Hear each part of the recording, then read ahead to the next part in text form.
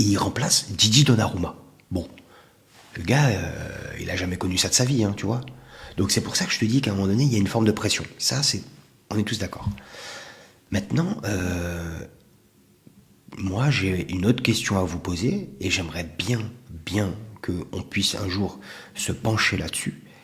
Qui est, c'est une question sincère, qui est l'entraîneur des gardiens au Paris Saint-Germain? Parce que moi, je peux comprendre à un moment donné qu'on veuille systématiquement tomber sur les joueurs. Attention, je défends pas Lucas Chevalier. Mais à un moment donné, je trouve que l'entraîneur des gardiens au Paris Saint-Germain, je sais pas s'il est aussi efficace que ça. Quand je te dis ça, ça veut dire quoi? Ça veut dire que avec Donnarumma, moi, j'ai pas vu de marge de progression chez Donnarumma. Non mais, je sais pas si vous voyez ce que je veux dire. Quand je dis de marge de progression, ça veut dire quoi? Ça veut dire que Donnarumma, quand il arrive au PSG, il est là-haut.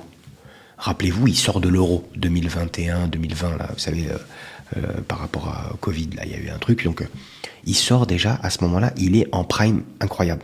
Gigi Donnarumma, c'est lui qui contribue à gagner la Coupe d'Europe pour l'Italie avec, rappelez-vous, c'est un grand artisan de la Coupe, c'était énorme.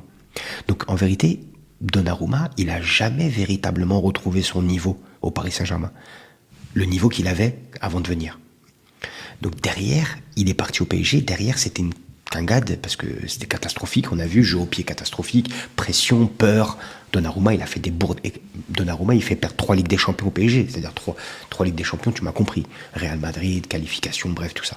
Bon, derrière, ça va mieux pour Donnarumma l'année dernière. Parce que, bon, voilà, il a sauvé, mais on l'a véritablement vu. Aston Villa, tu vois, c'était à ce moment-là où on a vu que voilà, il a contribué pour il a contribué pour aller au bout.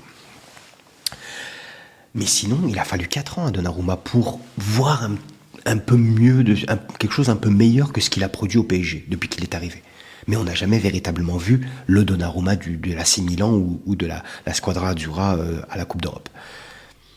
Même si ça a été un peu mieux. Mais moi, j'ai envie vraiment de savoir qui est l'entraîneur des gardiens au Paris Saint-Germain. Parce que là, le problème qu'a Chevalier, c'est que, et je crois que c'est extrêmement flagrant,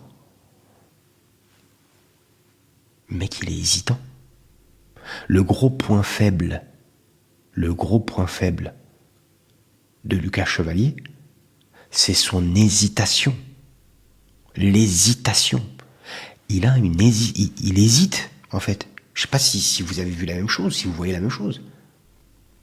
Borja Iglesias, il est arrivé à Enrique il y a 3 ans. Ouais, non, mais c'est ça, mais on est d'accord. Alors, quand je dis on est d'accord, dans le sens où